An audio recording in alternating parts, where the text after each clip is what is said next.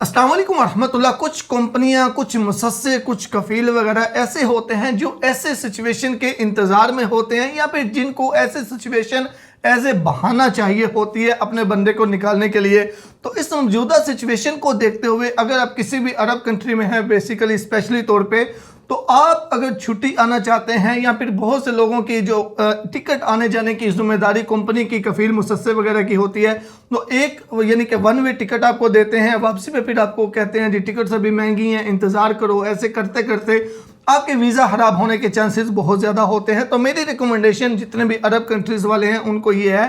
कि अगर इन दिनों के अंदर आपकी छुट्टी बनती है, नॉर्मली जो 1 साल 2 साल बाद आते हैं, तो इस तरह की अपनी सिचुएशन, क्योंकि मेरे से बेहतर आप लोग जानते हैं जो भी जिस कंपनी में, जिस मुसस्से के साथ, जिस कफील के साथ काम कर रहा है, वो उसके अंदाज को, सारी सिचुएशन को बेहतर तरीके से समझता है। तो इन दिनों में सारी सिचुएशंस को देखते हुए ये स्मार्ट लॉकडाउन की सिचुएशन, टिकट्स के रेट, फ्यूल जेट हाई होना, इन सारी सिचुएशंस को देखते हुए, फ्लाइट ऑपरेशंस मुअत्तल होना,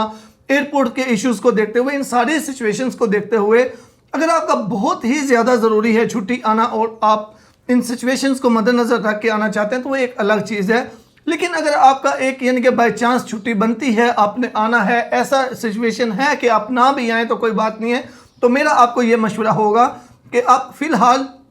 कुछ महीनों के लिए मज़ीद वहाँ पे काम करें, अपनी छुट्टी को आगे करवा लें। हाँ, ऐसी सिचुएशन है आपकी return ticket, confirm ticket company आपको देती है, या फिर आप अफोर्ड कर सकते हैं, अगर कंपनी वापसी की टिकट आपको ना भी दे महंगी होने की सूरत में, तो आप खुद से परचेज करके वापस चले जाएं, आपका वीज़ा वगैरह ख़राब ना हो, तो फिर तो आप वेल एंड गुड आप करें। लेकिन अगर बहुत से लोग ऐसे होते हैं जो अफोर्ड नहीं कर सकते, उनकी सैलरी वगैरह ऐसी होती है, यहाँ पे आ जाते हैं, वापसी की टिकट जो है बहुत महंगी होती है, कंपनी कहती है जी टिकट सस्ती होंगी, देखेंगे। तो पिछली बार भी यानी कि लास्ट कोरोना के सिचुएशन में भी बहुत से लोगों के वीज़े इसी वजह से इशू हो गए, वो खुद अफोर्ड नहीं कर सकते थे, खर्चा भी उन बेचारों के पास नहीं था। तो मेरी रिकमेंडेशन आपको यही होगी कि चुप करके फ़िलहाल जो है वो वहीं पे रह के काम करें, अभी आप छुट्टी ना आए। नॉर्मली कोई इतना ज़्यादा इशू नहीं है, लेकिन कुछ केसेस ऐसे होते भी हैं जिसमें जो है वो बंदा छुट्टी आके तो फंस जाता है। तो इस सिचुएशन को मद्देनज़र रखते हुए अपने हालात को देखें, अपने कफील को देखें, अपनी कंपनी मुसस्से को देखें।